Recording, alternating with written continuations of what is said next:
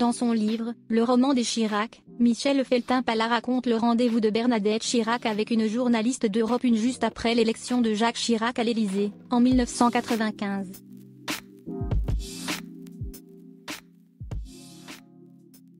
À l'époque, la première dame se sent mise de côté par leur fille Claude. Les premiers jours de Bernadette Chirac à l'Élysée n'ont pas été des plus simples.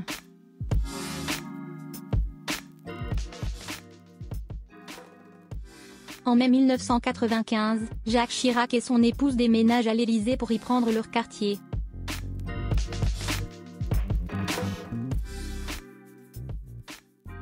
Mais au 55 rue du Faubourg Saint-Honoré, la première dame ne se sent pas vraiment comme chez elle.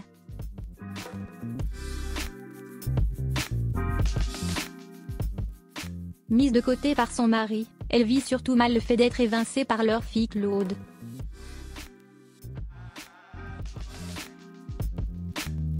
Pas dupe des intentions de sa cadette, Bernadette Chirac préfère alors accuser le coup avec humour.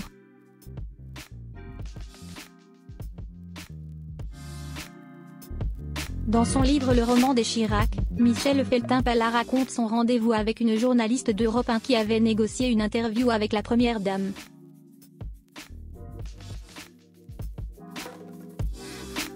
Pour préparer cette intervention qui pourrait l'aider à enfin trouver sa place, Bernadette Chirac a convié Catherine Ney à l'Élysée.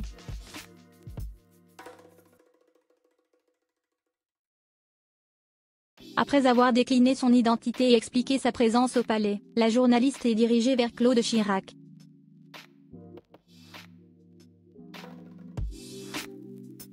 Une erreur? C'est ce qu'elle croyait. Sauf que l'épouse du président de la République est visiblement habituée à être reléguée au second plan.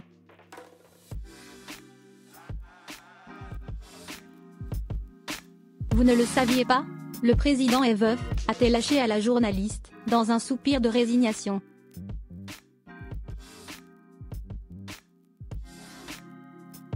Et pour cause.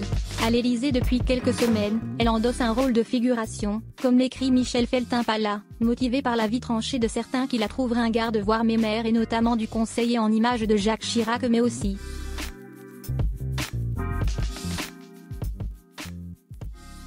de Claude. Et cette mise à l'écart, Bernadette Chirac la vit depuis déjà de longues années.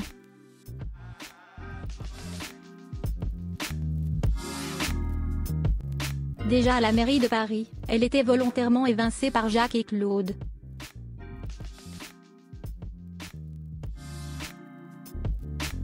Dites-moi, l'épouse de Jacques Chirac, c'est moi ou ma fille? S'était-elle agacée auprès d'un conseiller, comme on le lit dans le roman des Chirac.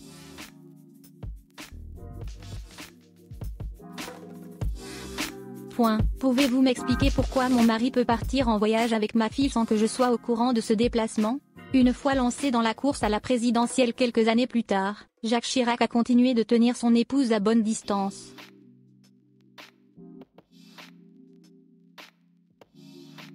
Le soir du premier tour de l'élection de 1995, Bernadette Chirac n'est pas présente à ses côtés.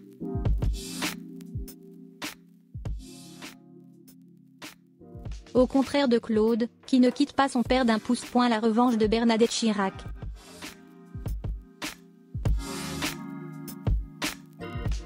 Et le soir de l'investiture aussi, Bernadette Chirac s'est retrouvée dans une fâcheuse posture.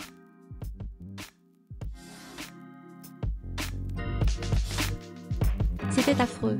Elle restait là comme une potiche. Il n'a eu aucun geste envers elle, se souvenait un invité dans le livre de Michel Feltin-Pallat.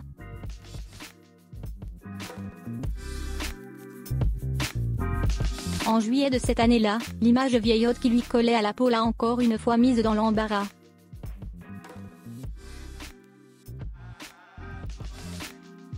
Pour la fête nationale à l'Élysée, et malgré l'avis de Jacques Chirac, son couvert est retiré de la table.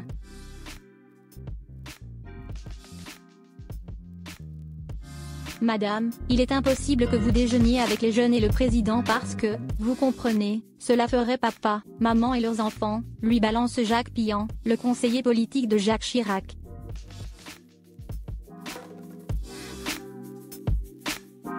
En 1995, le président ne voulait à aucun prix lui laisser jouer un rôle politique comme elle le souhaitait, confiait un proche à Michel Feltin-Pallat.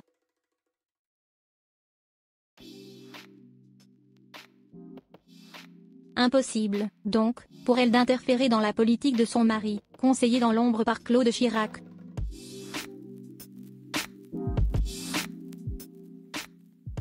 Qu'à cela ne tienne, si Bernadette Chirac ne peut pas jouer un rôle de premier plan, elle endossera le sien avec autorité.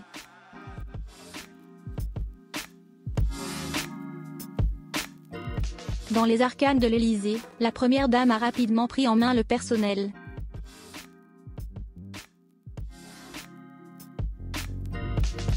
Avec elle, les employés du palais présidentiel ont vite appris à filer droit sous peine de s'attirer les foudres de cette femme donneuse d'ordre, prête à encadrer le personnel et à le sermonner en cas d'instructions non respectées, comme l'écrit Erwan Lelewet dans Bernadette Chirac, les secrets d'une conquête.